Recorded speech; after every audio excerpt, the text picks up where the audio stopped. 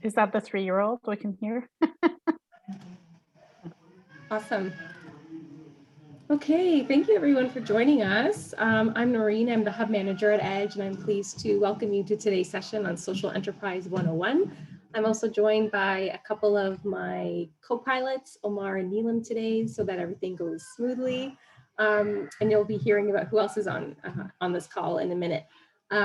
So today's an opportunity to hear from our amazing panel about their work and experiences with social enterprise, and we hope that you walk away with a good understanding of what social enterprise is, examples of what it looks like, and also what impact has to do with it. Now, before we begin, I wanted to acknowledge the devastating acts of terrorism that took place in London, Ontario this week. Our hearts are mourning with the nation and the communities affected, and we know this may have been difficult for our guests and our speakers to show up today. So we stand in solidarity with the Muslim community and reject any instances of Islamophobia at Edge and everywhere we work and live. A link will be posted in the chat if you want to support a petition calling for Canada to do more on that effort. I also wanted to share a land acknowledgement, and in the chat, we'll also be including some resources that you can check out if you're not familiar with the long legacy of injustice of the residential school system and want to further your understanding and context around the recent discoveries in what is now known as British Columbia. So we would like to acknowledge that the land on which we gather has been and still is a traditional territory of several Indigenous nations, including the Anishinaabe, the Haudenosaunee Confederacy, the Wendat, the Métis, and the Mississaugas of the Credit First Nation. Since time immemorial, numerous Indigenous nations and Indigenous peoples have lived and passed through this territory. We recognize this territory is covered by the Dish with One Spoon Treaty and the 2 Rural Wampum Treaty, which emphasizes the importance of joint stewardship, peace, and respectful relationships. Sheridan and Edge affirms it's our collective responsibility to honor and respect those who have gone before us, those who are here, and those who have yet to come. And we're grateful for the opportunity to be working and living on this land. If you're dialing in from an area outside where Sheridan's campuses are, please feel free to put them into the chat as well. Okay, so let's dive into where we're headed today. So we're going to be spending the next 90 minutes or so together. And I'm just going to need a few more minutes of your time, and then I'll turn it over to our amazing speakers and facilitators, and I'll get out of the way.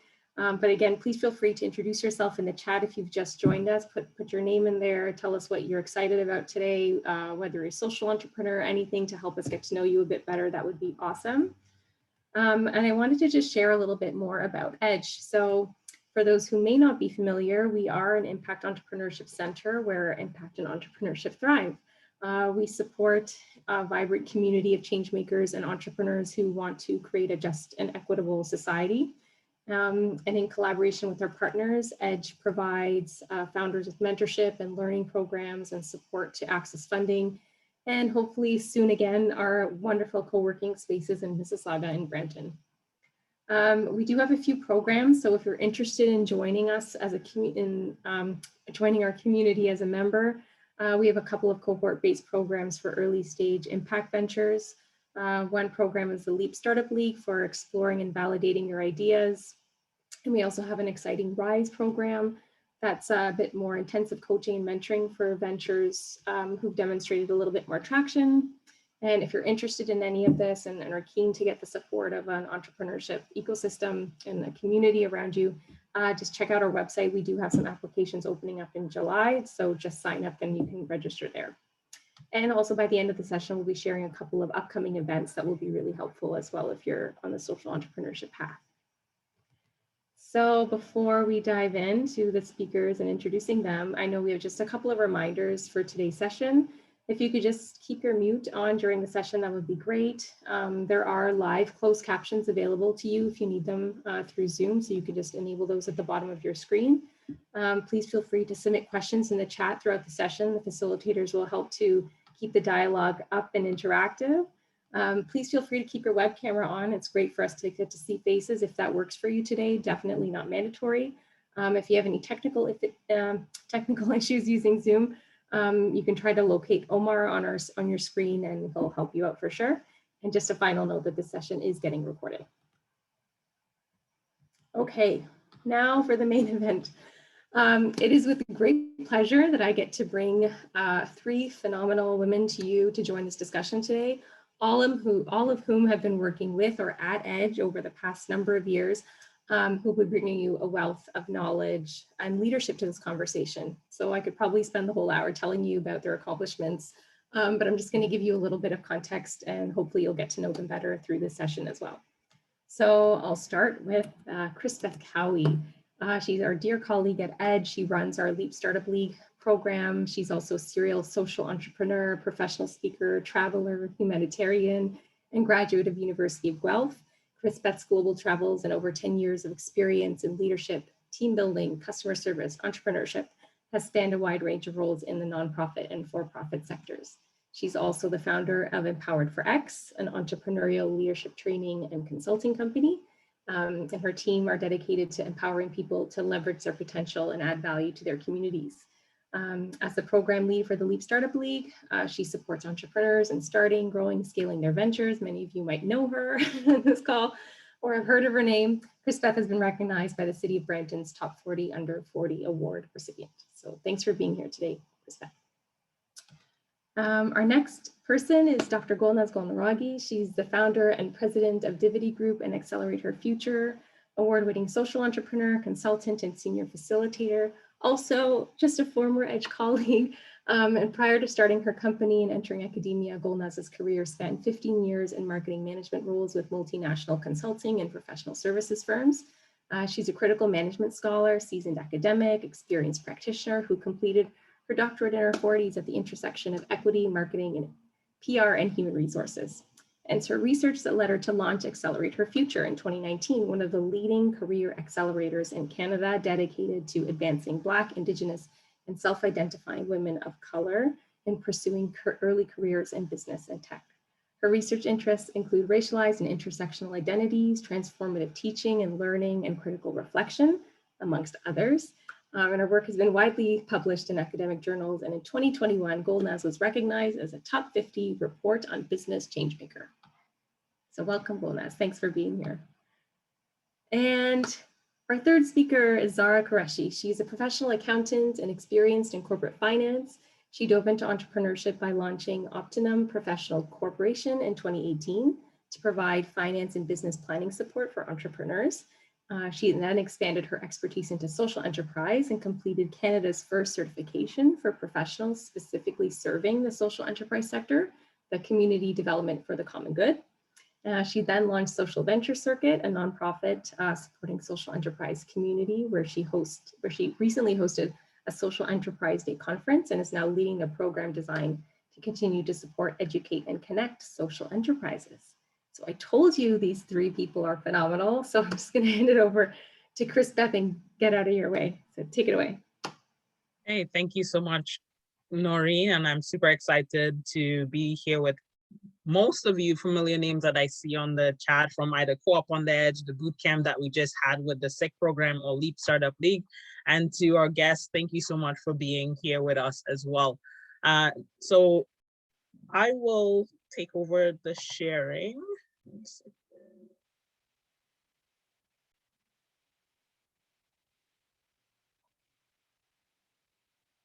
Awesome.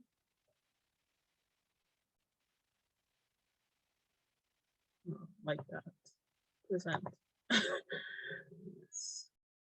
Okay, so just to dive right into our session, as Noreen already mentioned, really here to explore and deepen our understanding around social enterprise. You can see on the slide the main objectives that we are about to embark on over this until about 7:30 this evening. Really a chance for you to get to learn and understand some of the definitions. We're going to make this very interactive, so we look forward to your participation and engagement along the way, as well as providing you with additional examples. You may hear about the terminology, but the connection may not be there because you're like, oh, what does that look like? And we're really hoping to provide you with examples that ones you could model, and you also have a space to create or innovate your own model as well. Really looking at understanding what the legal structures look like, looking at some social enterprise and impact tools and frameworks that can help you really understand the business, that the venture or the business that you're building, as well as looking at ways in terms of applying that learning and an opportunity to connect with your peers. And we want to hear from you. We want to learn about you. So if you have not already, again, I will just extend the invitation for you to put your name, company. I think Noreen asked what you're hoping to get out of this session as well. We'd love to hear from you in this context. And I'm just curious as well, how many of you would identify as a social enterprise? So if yes, put a Y, or yes, or if no, no, or if you don't know, that's okay as well. So just if you want to put that in the chat, I'll wait like about 30 seconds to see who's in the room if you identify as a social enterprise. So not sure, and that's totally fine as well. I see you know, and we think so. I like it. Awesome.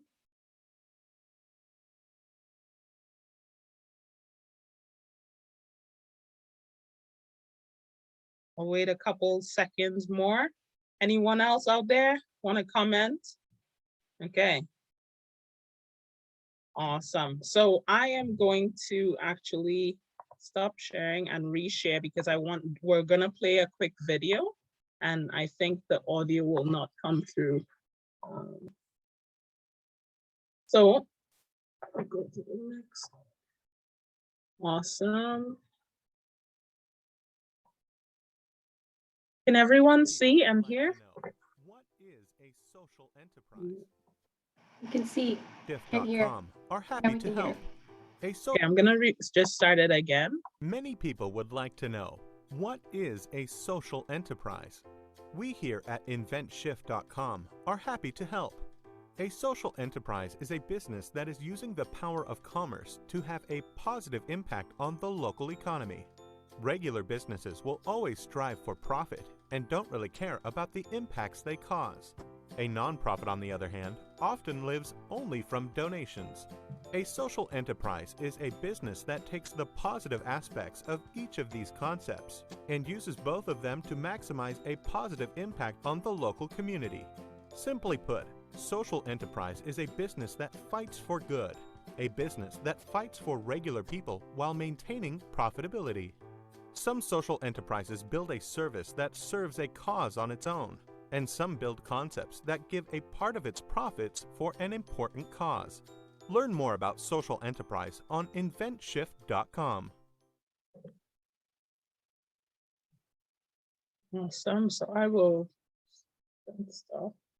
Okay, so thank you all for listening to that video. And I'm just curious, based on what you've heard, what is a key takeaway about social enterprise after watching that video? So I'm gonna invite folks to unmute. You get a chance to share using your voice. If you don't wanna unmute, feel free to put the takeaway in the chat as well. So I'm gonna stop sharing for a moment so I can see some potential faces.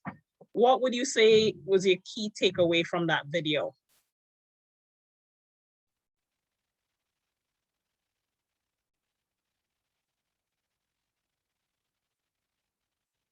Any takers? The audio was low? Were you not able to hear Golnaz, Zara, Noreen? I could hear it just fine. Yep, no, it was perfect. Okay. Sorry, I just read the chat and I was like, oh, sorry. Anyone?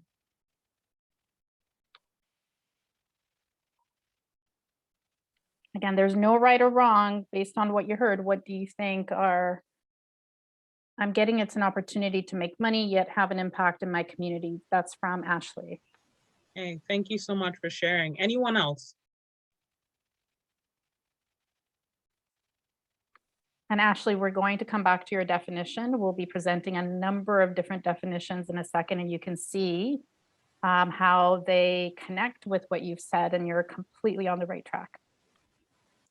Well, to me, it seems like a social enterprise is similar to a business that is more focused on the kind of humanitarian side of their idea. So they're more concerned with improving people's lives, whereas a corporation would be more concerned with just making money, their bottom line, basically.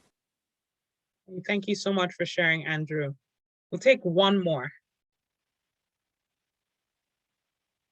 And again, as Gulna has said, no right or wrong answer. Canada is still coming up with their definition. This is true.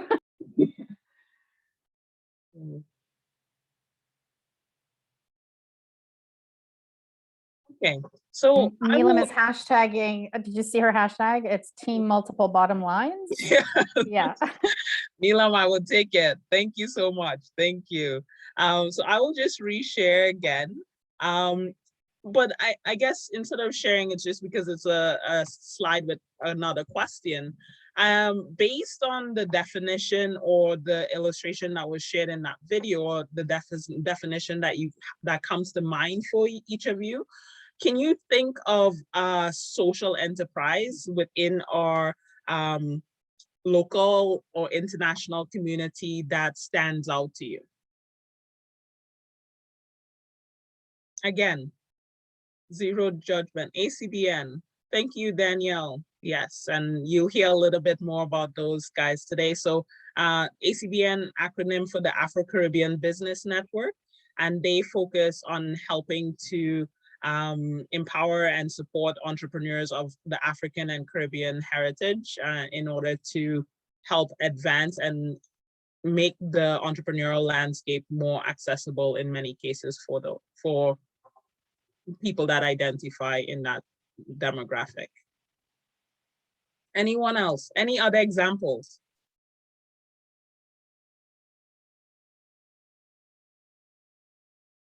Again, feel free to unmute and share, or put it into the chat. That's totally fine as well.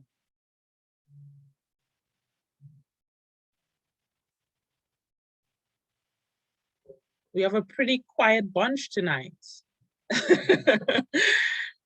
Hey, I only eat bread and food, not people. So, you know, That's hilarious. so don't feel intimidated. This is a safe space. We're gonna have some fun. We want to explore some definitions with you, and make sure that ultimately what we discuss here tonight. If you have questions, you have a space to ask questions. This is really ultimately for you, right? So we do invite you to engage and ask questions and share your thoughts as we're continuing along. So I'm gonna reshare.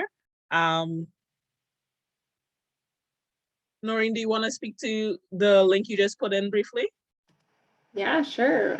This is a project of the Blue Door, and they basically work with folks who are facing barriers to affordable housing, so trying to resolve homelessness. And they do this, they're an employment social enterprise. So they provide training, on-the-job work experience, wraparound supports to provide people who can't typically access these trades careers. And they go and do construction projects. And it's a pretty awesome organization based in the GTA. That is awesome. That is awesome. An example, and just to share, City Soap. I think we're going to talk a little bit more about City later on as well.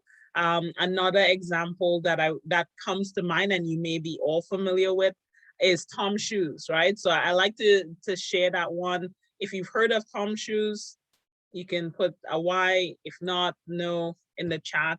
We can, let's see who knows Tom Shoes. Or the example that I got a thumbs up, or the example that Noreen shared. Awesome. I see some Ys. Great job. Okay, and I love the fact that, Noreen and Neelam are putting in examples in the chat. Take these links, save them, check them out later on as well. Very helpful to help you see some examples. So I'm gonna keep going. And so we had the takeaways from the video. I asked about some examples of ones that stand out to you. And here as well, I'm gonna turn it over to, yeah, so these are some examples. The slide is for me as well. So city, Neelam, do you wanna talk about city very quickly? What you know about city? Yeah, so what I briefly know about City, and anyone who's on the team can add to this as well, is that they make soap, but they employ women from refugee camps to help make organic soaps and then sell them to high-end markets. So that's one example of social. And to add, Siti actually means grandma in Arabic. And as Neelam said, as a social enterprise, they employ and work with women and men from refugee camps. So they work with people in Jordan for refugee camps and people that are refugees from Gaza specifically as one area. They educate, employ, and empower. They pay fair wages. And initially they started with handmade cold pressed olive soaps, but since then, they've actually grown their product line to 10 plus products. And I think they recently launched a gift box as well, which was kind of cool. Hey, that's awesome. And so I'll invite everyone, you can take a snapshot of the screen and explore the other ventures. I know Golnaz Accelerate Her Future is on here. I know at a later time you're going to be talking a little bit about Accelerate Her Future, but feel free to share a little bit more about what your organization is all about. Awesome. I will definitely speak a little bit more later. Accelerate Her Future is a career accelerator that provides programming for Black, Indigenous women of color that are in their early careers. So we primarily provide programming for those that are in school and looking to start their careers in business and tech. And our DNA embeds our mission. So we're very much into employing youth in the work that we do, providing mentoring and above minimum wage. So fair pay above minimum wage. And all of that's actually built into our impact model, which I'll talk about later. Awesome. So just to go give you a little bit of an overview, this is the most up-to-date stats that we have. In Canada, it's an estimated that there's about 113 social enterprises, and they are responsible for hiring over 250,000 people, and they provide services to an additional 5.5 million persons in Canada. It's really interesting because, you know, sometimes when people think about social enterprise, they may say, oh, what are they doing? Only charitable stuff. But social enterprise, as you can see, based on this, is contributing to the overall Canadian economy, not just from a profit perspective, but also from an impact perspective. And so we will definitely dive a little deeper into that as we continue our time together. I don't know, Neelam, sorry, Zara or Golnaz, do you want to add anything else to this slide?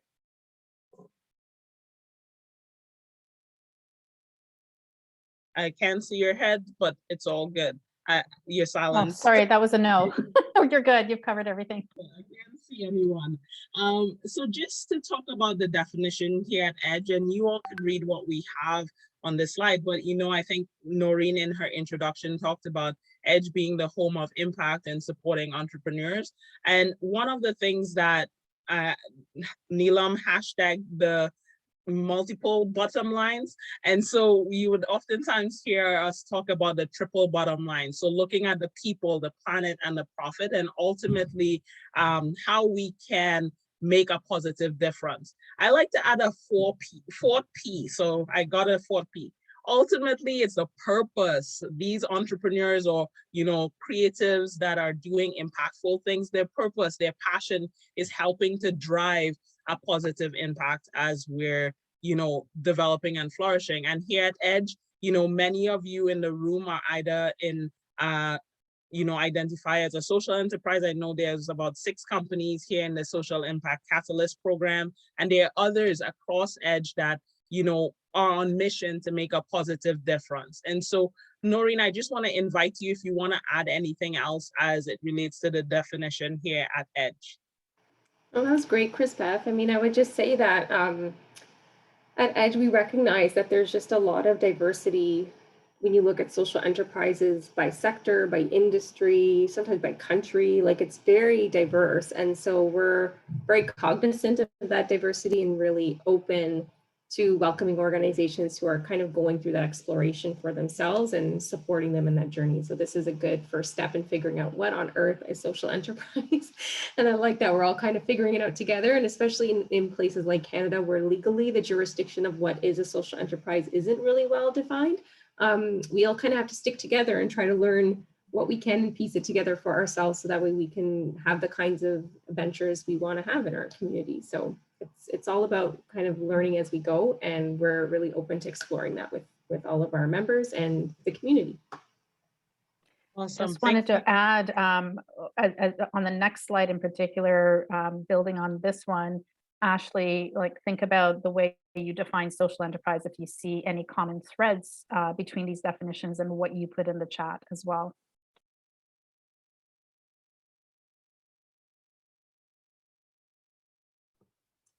Awesome. Zara, I pass it over to you. Thank you, Chris Beth. So these are three key definitions that we picked out to highlight the definition of social enterprise. So a few key things to note here. In the first one, it talks about managing the operations, working in a market economy, with goods and services, and to redirect your surpluses to achieve social and environmental goals. Similarly, the second definition, which is from the Investment Readiness Program run by the Government of Canada, social enterprise is an organization or program that is mission-driven, aiming to sell goods or services to earn revenue while also achieving positive social, cultural, or environmental objectives. And the last one also highlights, you're using private sector approaches. You want to increase the effectiveness and sustainability while focusing on social benefit. So what do these three definitions have in common? When you dissect them, there's two key points that stand out, and they're highlighted on the next slide, and they align very well with the definition that was pointed out by Ashley. Okay, so two pieces common to all the definitions. The first one is that you prioritize the social, cultural, or environmental objectives. And that means that they are a core component of how you conduct your business, the choices you're making, and why you choose to do the things the way you do within that operation. And second is that you're using market-based mechanisms. So you're earning revenue from the sale of products and services that are being produced and sold by the company. And those are being put towards the social, cultural, or environmental objectives. And the combination of these two activities within one operation, within one organization, can happen in many, many forms. So there is so much diversity here. And we hope that we can help you today to move from not being sure if you're a social enterprise or you think so, to really figuring out what kind of social enterprise you want to be and what applying some of these concepts can look like for you, specific to your industry, specific to your leadership styles, and what's a fit for your products and services and customers and beneficiaries as well. So the choices that you would be able to look at is, first, legal structure. You can be a nonprofit, you can become a charity. Cooperatives basically give a lot of power to the members to decide what's happening within the organization, and the members own the cooperative as well. And then there's for-profit corporation, as well as sole proprietorships, or you can even run a project that is not incorporated. You can also look at the reinvestment model. So how much of the money is going back towards the objectives? You can look at, is it going to be run by employees, volunteers, a mix of both? And you can be a local social enterprise, or you can be an international social enterprise. If we look at this model, which is a spectrum for social enterprises, the social enterprise as an organization lands right in the middle between more traditional business models that you see. So working from the right side, you see a traditional for-profit. Your profit focus, the objective is to maximize revenue, maximize profits for shareholders, and to get the best possible out of the goods and services that you're selling. And they're taxable, versus if you look on the left side, the charity, they're nonprofits.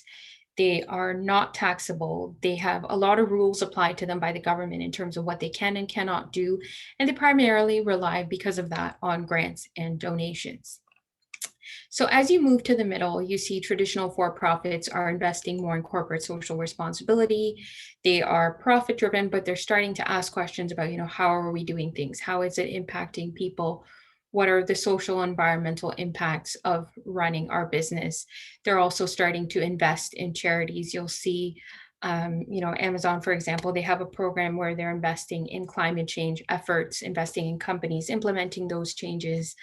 TD Bank has a Friends of the Environment program. So a lot of them, they start moving to the middle by investing in charities, donating funds from their profits towards those projects. And then coming in from the left side, you see traditional nonprofits versus charities, which are also starting to rely on some revenue. They're still exempt from tax, but they're starting to generate sales to feed into the mission, but they're still very, very mission driven. And right in the middle, you have social enterprises, which is a balance of purpose and profit. Noreen, you make a very good point in the chat. It's actually very difficult to find a traditional for-profit these days that is not investing in CSR for the very reasons that you've mentioned. So Noreen said in the chat, it's about risk mitigation, addressing shareholder demands, stakeholder demands, and meeting regulatory requirements.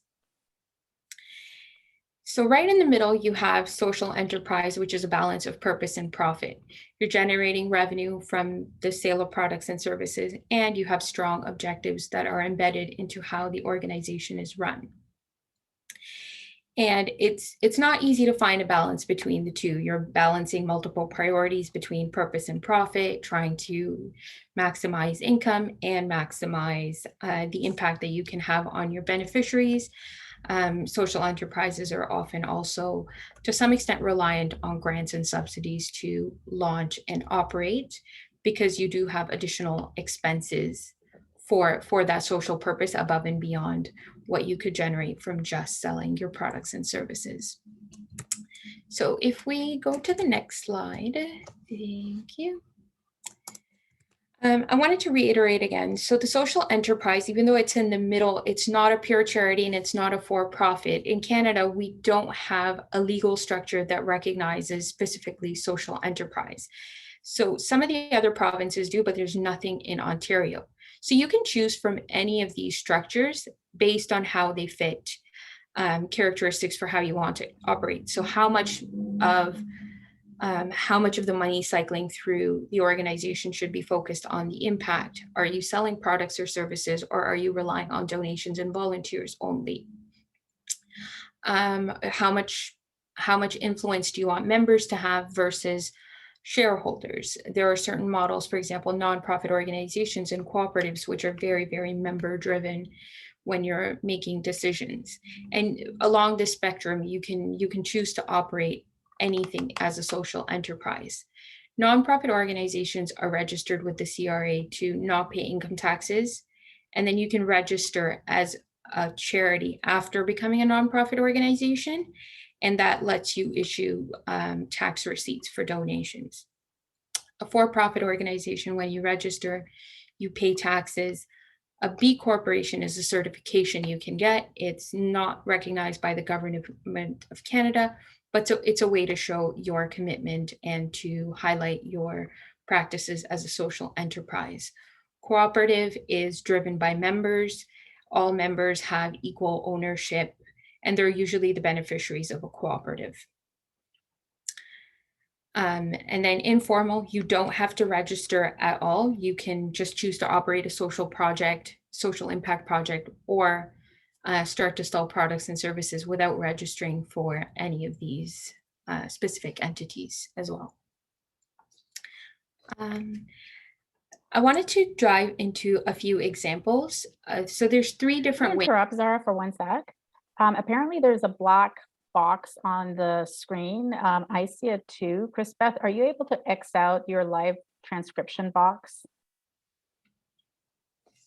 Or something is blocking the header on the screen when you share. And I wonder if it's the live transcription box that's covering.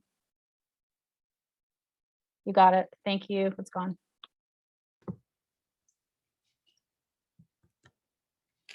Now another box popped up in the middle of the screen. I don't know what that is. Okay, it's gone now. Good.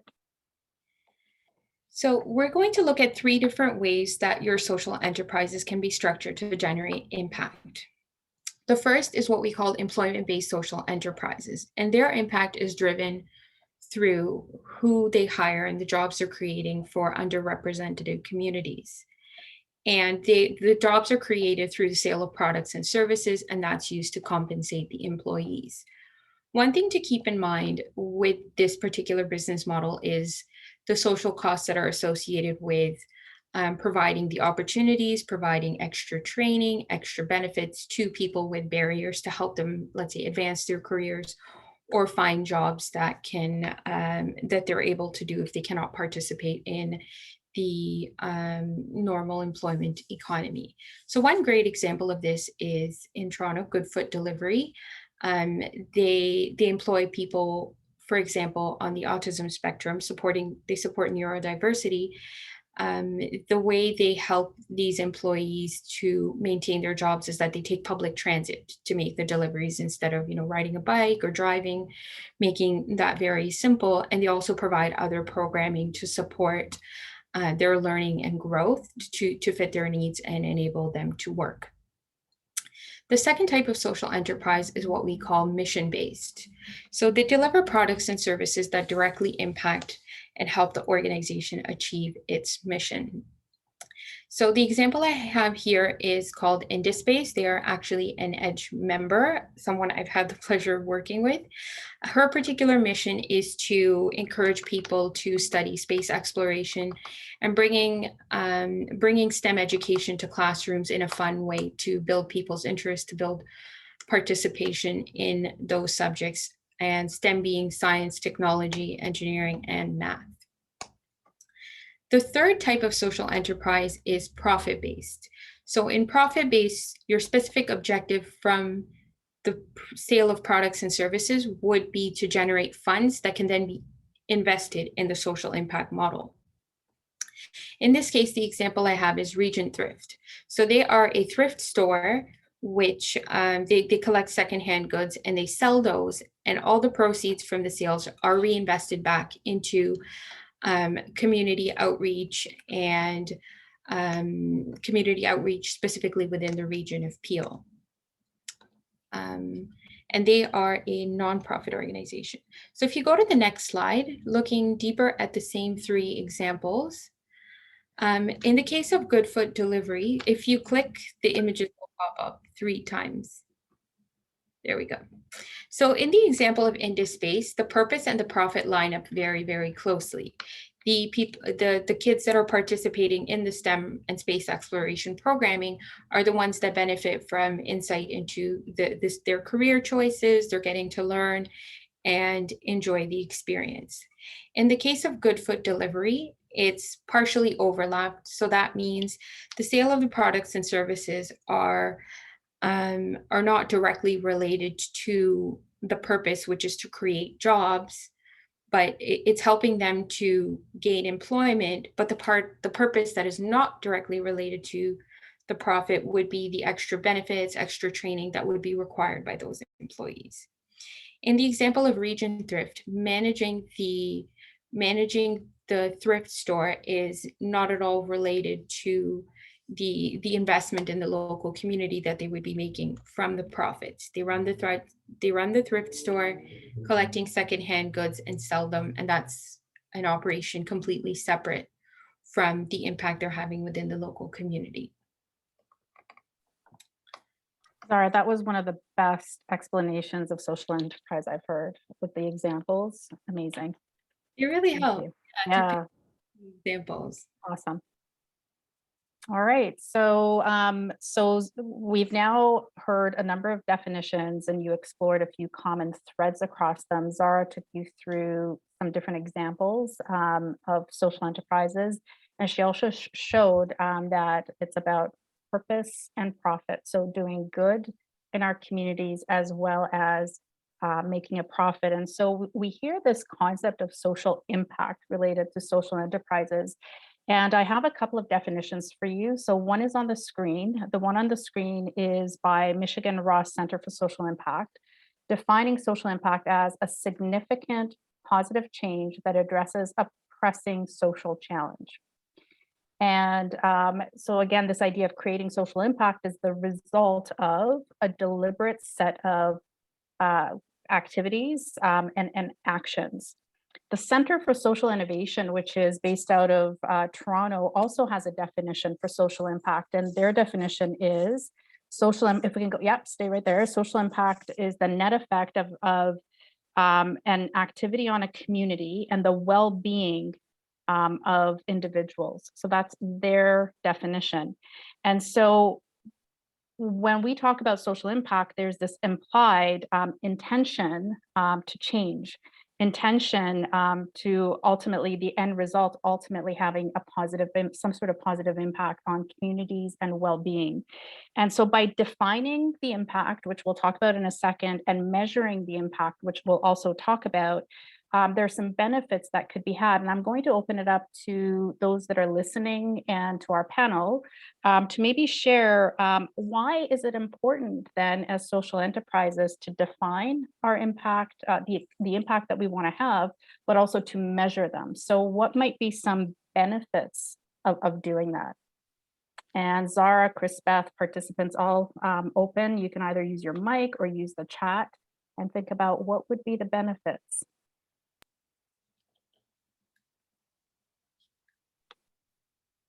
Of defining the kind of impact that we want to have, the change that we want to see, and also measuring the impact. Open to receiving more funding and sponsorship support. Excellent. That's definitely one. I know we talked about the investment readiness funding and their definition of social enterprise. In their application, they actually do ask for which UN Sustainable Development Goals do you support? And I'll come to that in a second. And also in the reporting, many funders do ask about what kind of impact and how did you advance the outcomes that you set out to advance. Other thoughts, Noreen, Zara, Chris, Beth, do you want to kick us off with any other benefits of defining and measuring impact that you see? I was just gonna say it just helps as an entrepreneur myself who runs a primarily mission-based social enterprise, and we have a nonprofit organization as well, but really looking at it from the vantage point of being intentional and purposeful as we're getting up. You know, sometimes as an entrepreneur, for myself, let me not categorize all of us here, but really it's like the 1,001 ideas that come into play, but having that really articulated, the vision that we want to see for the world reminds us and grounds us in the truth that we're building and working through every day. So that's the main reason. And I think a perk ties to what Ashley says, then you're able to, when you're telling that story of we see a world like, wow, you know, for us at Empowered for X, it's that equitable landscape for entrepreneurs. Like, it doesn't matter where you come from, it doesn't matter what you look like, how you identify. We want to provide a successful pathway to entrepreneurship for folks. And so that's how we define that. Amazing, thank you. So I see a point about like really seeing the impact that we're having. Neelam, do you want to expand on the point you typed in the chat to be able to actively add it to the core, which is really key to what a social enterprise is? So can you expand? Absolutely. I love social impact and social enterprises, so I'm geeking really hard right now. But yes, I think adding it to the core of your business and really not having it as an additional layer that you can shut off from your business anytime. It's really important to define and recognize the kind of impact you want to have. You can track it that way. You can make sure that you constantly achieve it. You can make sure that it's integrated into your business model. And it's not something that if you hit a rough patch, you just let go of. So it's really important to define it so that you can integrate it. Absolutely. I beautifully said. And also we find that by having it integrated into everything we do, it helps us also improve our programs and services and products. And so it's a feedback loop back into the organization. So Noreen, impact and revenue need to be seen at the same level of importance in many cases, and impact measures look different than dollar signs, but just as important. Absolutely. And we'll talk about impact canvases. We actually have at Accelerator Future a social impact canvas where we've identified our impact, the overall impact that we want to have, our impact statement with our beneficiaries, so the young women that we work with. Within that, we have our outcome statements, as well as our KPIs, performance measures, and our activities that are aligned with that. So all the strategic priorities align with our impact canvas, but we also have a financial canvas. So we actually do have some financial metrics because we know that we can't be financially resilient and sustainable if we forget about that. So, but there is, a social lens onto that. So an example of one of the pieces that we have in our financial canvas is that we're working towards not having a volunteer model. We're working towards paying our staff well above minimum wage, and ensuring that we also enhance their knowledge of investment knowledge and financial empowerment, so that they can improve their lives as well, all of us. So great example. If we can go to the next slide, please. Actually, yeah, we're going to turn it over to you. So we've done a lot of talking. From what I gathered from the notes that you've shared in the comment boxes, you're either thinking about maybe possibly going down the social enterprise route, or you're already on that early stage. Or as members of your community or the world, there may be pressing issues that you really care about. And so Chrisbeth, could you please share the Jamboard? So there's the link to the Jamboard, and Chrisbeth's going to share her screen in a second. And what we'd love for you to do is we're going to do a collective activity where if you can use sticky notes, so we'll wait for you to press the link to the Jamboard that's in the chat box. If I could have everyone go into the Jamboard by either clicking on the link or throwing it in your search engine. Oop, I see people starting to pop in. And we'll wait for others to come in. So we have a question for you there. What are some pressing social challenges in your community, or ones that you're currently addressing through the work that you do? And so if you could use one sticky note, so to the left-hand side of the screen, and I think Chrisbeth is going to demonstrate for us. If you click on the sticky note, put one pressing social challenge that either you care about, that you're working on, or that you've read about, you've heard about, that may be topical. So we have gender equality as an example. Excellent. And so let's all start building some examples of pressing social challenges in our community, or ones that we're currently addressing through our ventures on the board. So let's see what you come up with. Access to information, so lack of access to information.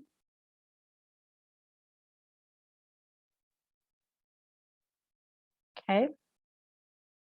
And Edge team, feel free to also get involved. Okay, we've got Chrisbeth, you're going to help my old eyes see, because I can't see what's happening. So financial barriers to entertainment. Yes. Okay, awesome. Racism, absolutely. What else are you seeing? Creating a more open and casual game for everyone. So there's accessibility issues around that, so that it's more accessible. Safety, okay. Lack of, again, if you could read them out loud, that would be awesome. Yeah, I can't see lack very well. of video games designed for disabled people, homelessness, affordable housing, Mhm. intolerance, lack of communication due to COVID, Mhm. accessibility to sports, overconsumption. Awesome. So if you think about arts and culture, employment, housing, which many of you have done, education and continued learning or lifelong learning, transportation, health and safety, civic engagement, inclusion, equity, belonging, the labor market, poverty reduction, climate. Those are all, cues of areas that you can think about around what are some pressing social issues and challenges that we care about. Barrier to employment for people with autism, for sure, and that's connected to the example that was given earlier as well. Amazing. Mental health. Overrepresented populations in jails. Mhm, I actually absolutely. just had a conversation about that this morning, and it is so true. Mhm. I know in Canada for sure, with our as a percentage of the population, Indigenous populations and Black populations are hugely overrepresented in our prisons for sure, and in the U.S. too. Any other examples before we move on? I think you got it. So these are complex, pressing social challenges, and some of which we've seen organizations that Zara and others gave examples of are addressing. So if we can go back to the slides, we have a few more examples for you, and I'm going to invite Zara to maybe speak to some of the environmental organizations that have a focus of environmental objectives. If you can maybe introduce a few, and then we'll talk about the others on the right in a second. Sure. So Hope Pet Foods, they have, if you go to their website, they highlight some great statistics around the environmental footprint of meat that goes into making pet food. And what they've done is found a very nutritious alternative in using insect protein to make pet food, which is great because a lot of the pet owners that they've worked with are vegetarians themselves, are aware of the concerns for the environment. And having that option for pet food also is amazing. Ecosystem Informatics, I've worked closely with them for just over a year. So they have a technology that can enable more affordable, large-scale mapping of greenhouse gas levels within the city, especially. They've done a lot of measurements in our local area to figure out, levels of carbon dioxide, carbon monoxide, and how it's affecting our lifestyles and even the spread of COVID. Flash Forest is making it easier to complete reforestation with access to proper technology. So those are a few examples, and I do encourage you to go and do research on the other ones that have been listed there for your benefit and learn more. Great, thank you. Chrisbeth, is there anything else you'd like to add on ACBN? I know that came up as an example and you shared a bit. I think that covers it, but really, there's a huge advocacy piece that's on the way around. Am I unmuted? No, we can hear you. Okay, yeah, a huge advocacy piece that's built into the business model. So how they operate as a social enterprise as well.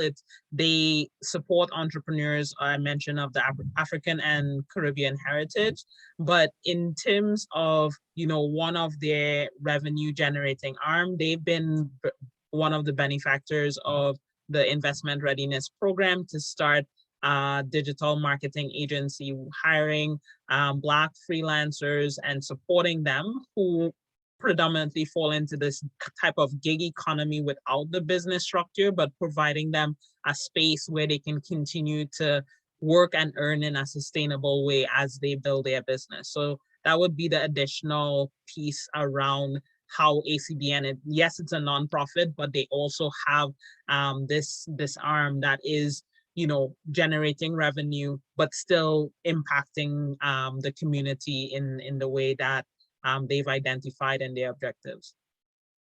Great. And Noreen, did you want to speak to Spot app? Yeah, I'd be happy to.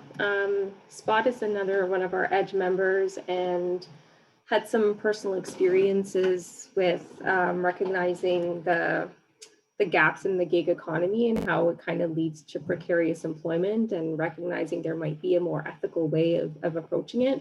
So they've actually been helping to give more control to warehouse and logistics workers who often work in shorter increments and kind of are around demand cycles, really giving them control in their hands. So they've developed a mobile app where you can go through and decide what kinds of jobs you want and decline them. And once you become part of their platform, you can actually do training courses in between while you're looking for work. So they're actually building a learning system within this to ensure that people are still skill building while looking for work.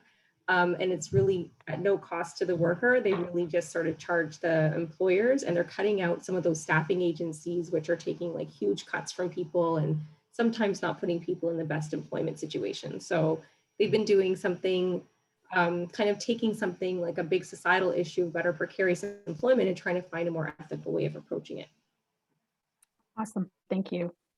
And okay, someone is geeking out. Who is that? Is that Neelam?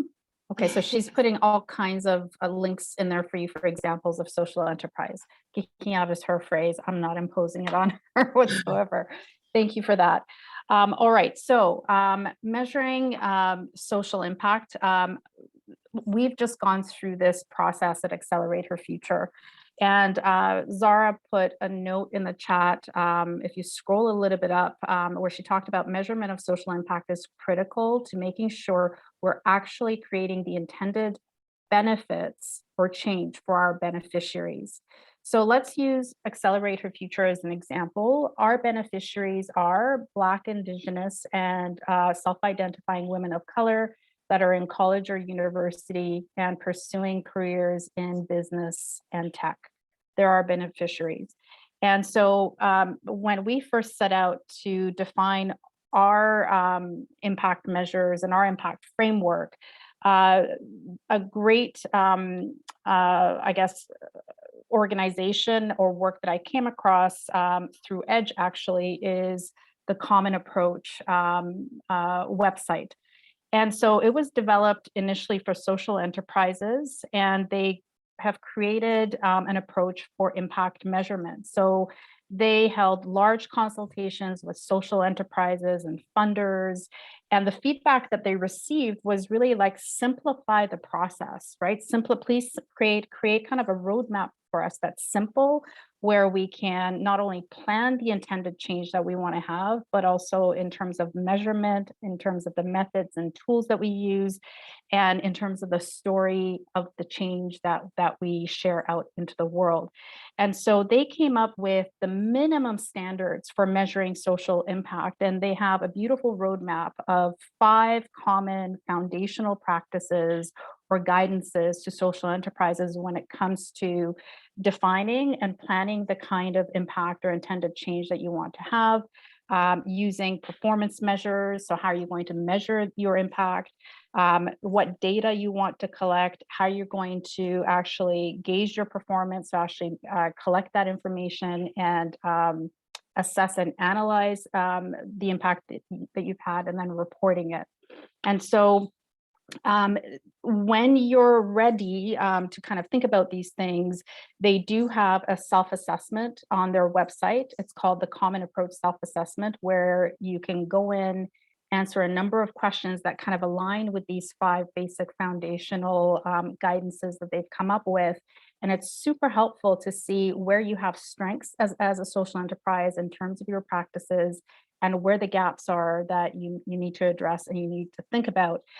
They also have an online course that you can take that aligns with these 5 practices or these 5 guidelines that gives you some really good things to think about. And I'm not going to inundate you with all the details and data or information, but just to know that this resource is there, and we found it to be very helpful. So how did we plan our intended change? We actually started with, if we can go to the next slide, our theory of change. So the intended impact is essentially the end result that we're ultimately working towards for our beneficiaries, for the young women that we work with, in the case of the social impact that we want to have. And from there, we identified our impact statement, which in our case is that we want to provide equitable access to opportunities, like a full range of opportunities for the young women that we work with, so that they can flourish and thrive in the career choices that they make, in the career choices that are available to them. And so based on that, we then engaged our advisory group, we engaged our beneficiaries, we engaged others that work with us, our stakeholders, And through facilitated conversations, we came up with our outcomes. So if you look towards the left, what do we achieve? What outcomes do we want to achieve that helps us kind of address or move towards the change or benefits that we want to see? And so the outcomes are, these are the things that must occur in order for us to have that intended impact. For whom? So who are the beneficiaries, the population, the geography, the age, and then what is a time frame or timeline by which these things need to happen. And then ultimately on the far left, the how is about through what activities, what programs, what products and services, all those things, the activities that are involved is the how that would ultimately support all these different pieces and the intended impact. So as I mentioned, in the case of Accelerate for Future, we have our social impact canvas or model where we very clearly articulate the impact, the benefit, the impact that we want to have on our beneficiaries through the work that we do. We also have a financial canvas, which talks to us wanting to remain financially resilient and sustainable. And for example, as part of that, some of our outcomes relate to what percentage of our funding and revenue will come from different sources to ensure that we're managing risk, to ensure that we have diversified revenue streams to be able to do what we need to do, as well as we've set targets for how we want to pay those that we hire so that we also benefit our employees as much as our beneficiaries, ultimately those that we serve through the work that we do. And then operationally, we have set some outcome measures for our venture, for our social enterprise as well. Zara, would you like to add anything from a social venture circuit perspective as it relates to your impact model and theory of change, just to give everyone another example? So I went through a very similar process, and Gulnaz, you did a great job of explaining and sharing your own example. What we want to achieve. So our objective is to create more educational resources and create a space where the members that join the community can provide feedback and really drive what are the resources being created. So for whom would be, we're serving the social enterprise community within the region of Peel, and we want to keep it very broad: for-profit social enterprises, nonprofit social enterprises, and really sticking by the definition that there's many different ways to practice, creating the space where you can explore all those different options. And we just finished creating and launching that program. So over the next year or so, going to be seeing how what kind of feedback is coming in from the beneficiaries, how they interact with the resources, and the goal is to continue to improve. And similar to what Gulnaz mentioned, is figuring out the programs, products, and services that best fit the members, how to deliver resources to them. So one is through a subscription membership model, making it also very accessible for startups based on a tier payment model. So startups can access the same resources at a lower cost versus enterprises that are growing and can afford to pay a higher cost to access resources that would be more fit for them. And then, doing workshops versus self-paced resources they can access anytime. One-time interaction is also available. So having that variety there, based on feedback we've gotten, to allow people to engage with the resources we've created. Awesome, thank you. So if we can go to the next slide, these are a couple of websites or resources that you can go to that actually provide templates for social impact canvases and actually guide you in terms of how to set your impact statements, how to set your outcomes. Ultimately, that will support your achievement of impact. How to kind of work through these. What things do you want to measure, as well as what activities would align with the impact statement that you've identified, etc. So great resource. Go to this socialshifters.co. As well as Social Enterprise Institute, and the two are connected. So if you go to one, it'll help you find the other. okay? And they do have great tools. If we can go to the next slide, please. So you've set your impact outcomes, your impact statements, you have your outcomes.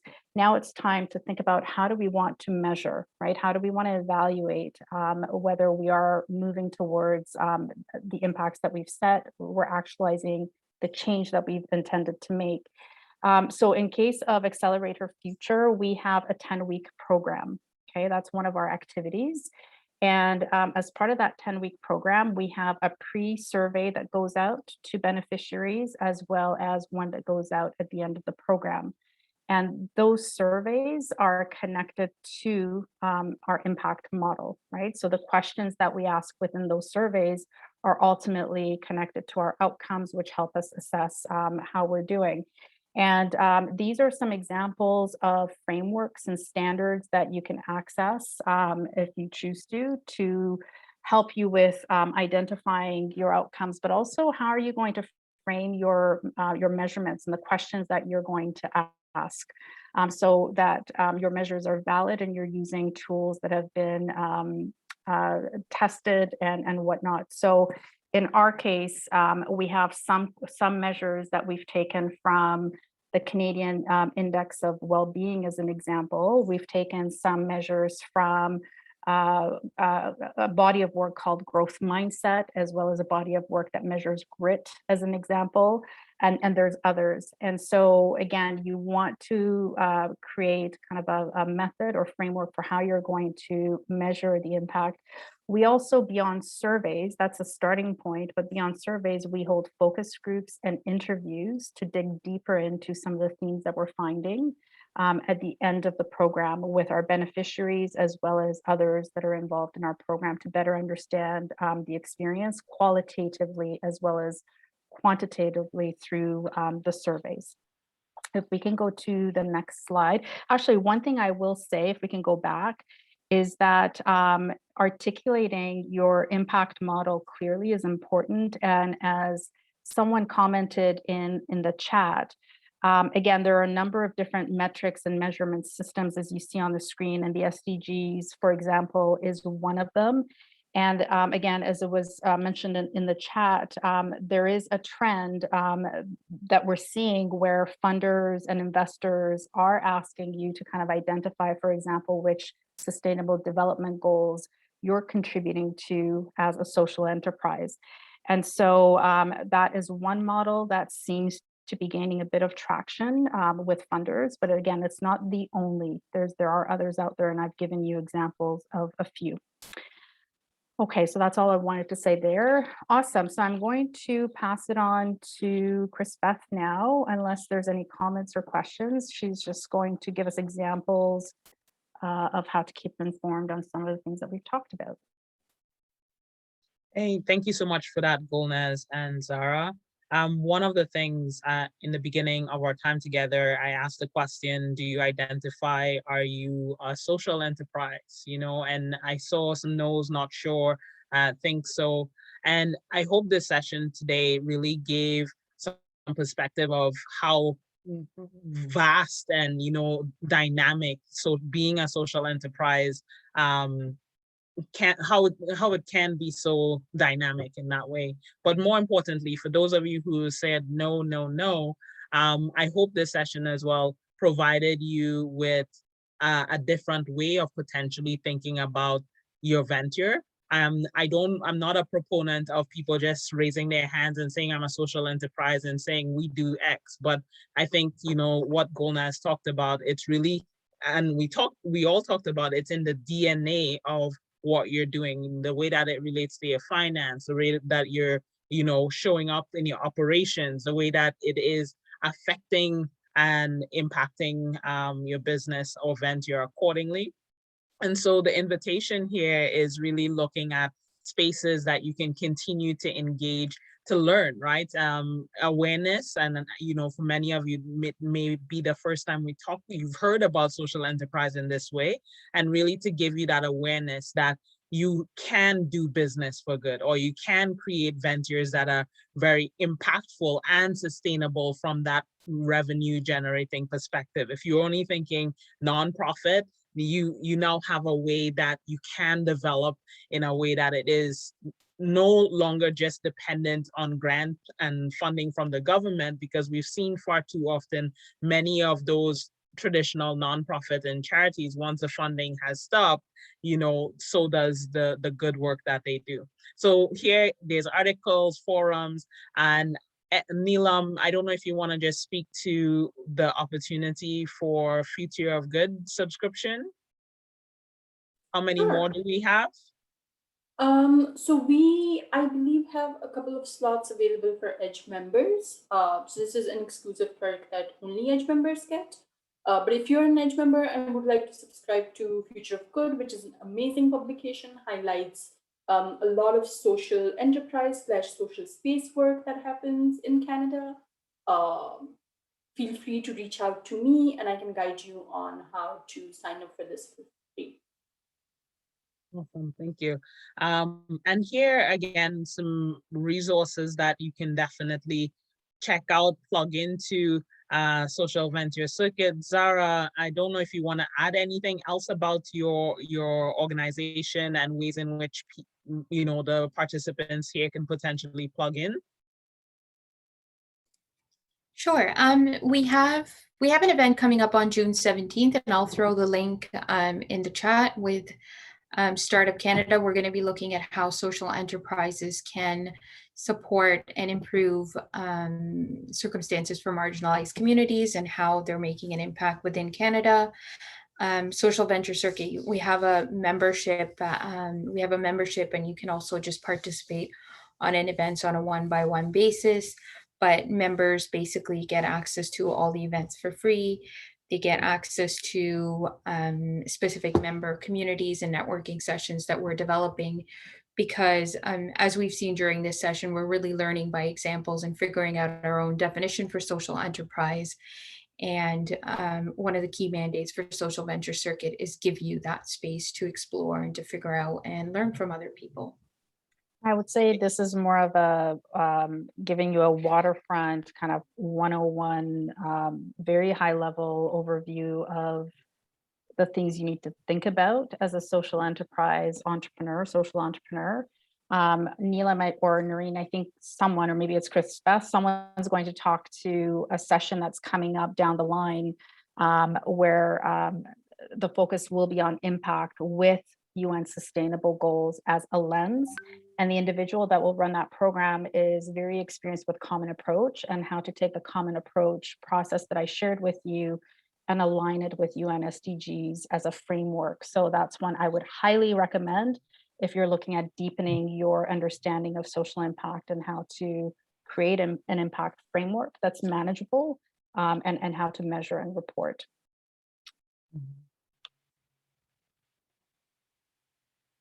Talking about upcoming sessions, which one is that, or the August 3rd session? That's the one. Yes. So we have, at Edge, if you're new to the community, please visit our website and check out our event page. There's lots of opportunities to plug in and learn more about entrepreneurship as a whole, impact entrepreneurship. These 3 sessions in particular focusing on helping, one, getting noticed, media coverage for your venture. So again, around social entrepreneurship, a lot of it is the story that you tell, right? And being able to capture that data and sharing it in a way that it connects with, people that could rally and continue to support your ventures. And then subsequently on July 6th and 13th, there's a grant writing session for social enterprises. And this is important, right? So many of you, I believe Golnaz talked about multiple streams of where potential revenue is going to come from. And one of it could be, grant writing. So again, talking about sustainability, where is the funds coming to help us to continue to do good? And those sessions will be really great for you to plug in. And then the last session, Golnaz mentioned around planning for impact with the SDGs.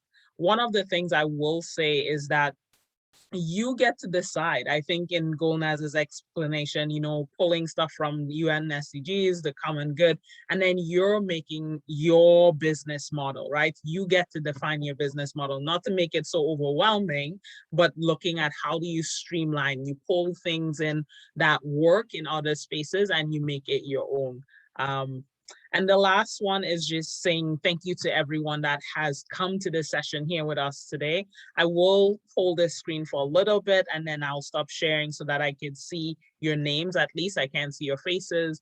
But we just want to say thank you so much and just open up for questions.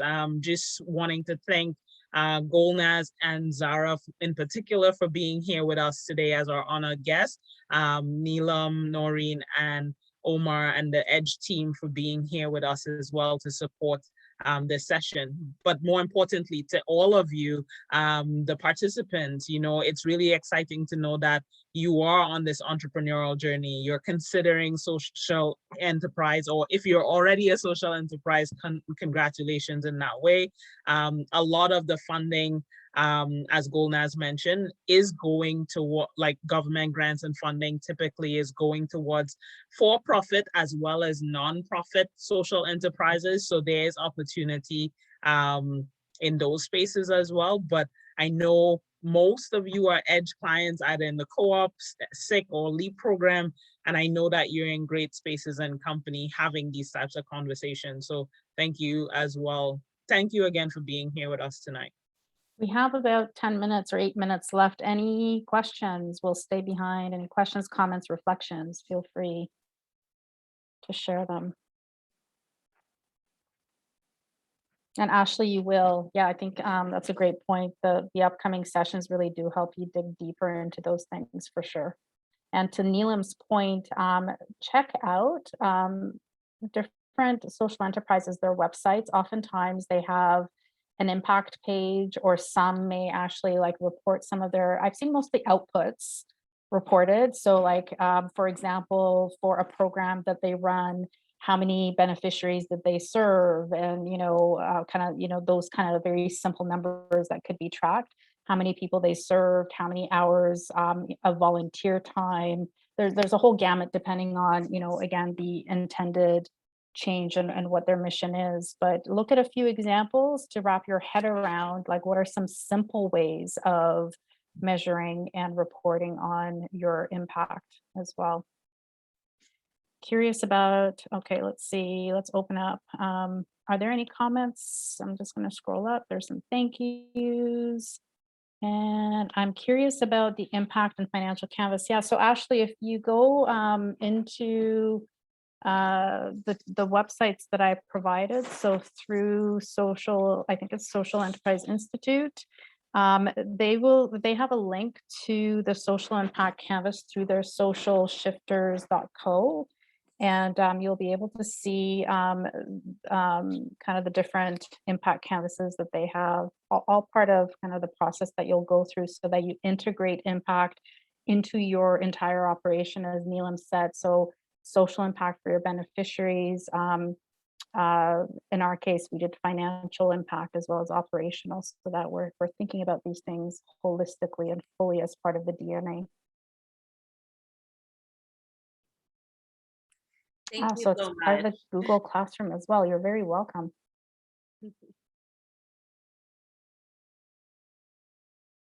Any other reflections from the Social Impact Catalyst folks?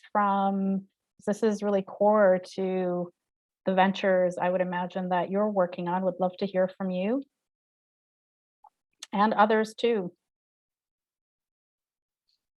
Ashley, I see your mic is unmuted. What do you want to say? Oh, Say I it. was just saying thank you. I had unmuted myself because I felt like I was in the darkness talking to you guys in the chat. So I just always nice to see faces. Always nice to see faces. You're welcome, Maya. So Ashley, are you part of, which program are you a part of? I am here with the Social Impact Catalyst. Amazing. And what is your venture? My venture is Black owned. We're located in Hamilton. So our Instagram platform is called Black Owned Ham Aunt. It's our goal to celebrate, explore, support, and showcase Black owned businesses in the greater Hamilton area. Specifically, we're here to figure out how to launch a youth entrepreneurship hub program to help entrepreneurs grow within the age range of 18 to 30. And yeah, so that's what we're really narrowing down on.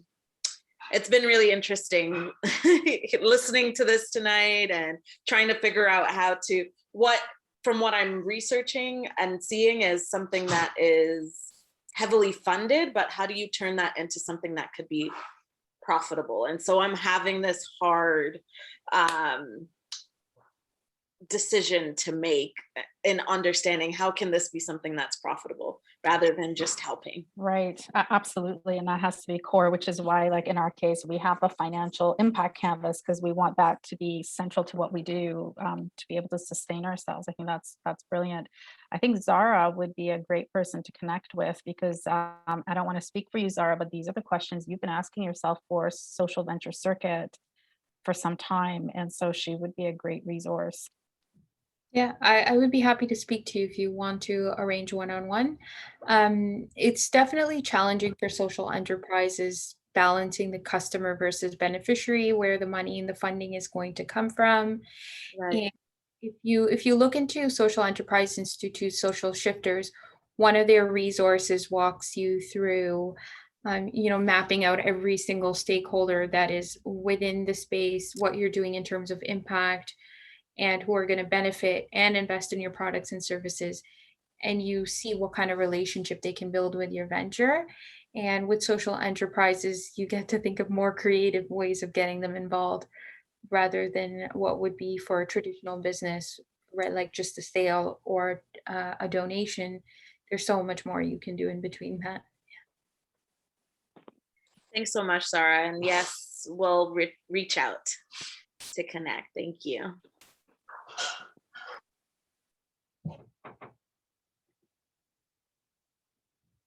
Okay, there are no other questions. Thank you for coming. We'll still stay behind in case any do have questions or comments, but thank you so much for joining us tonight.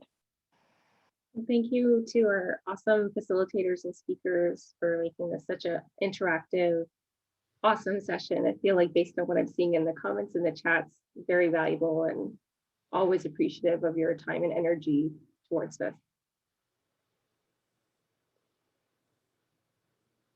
And I think we can stop recording.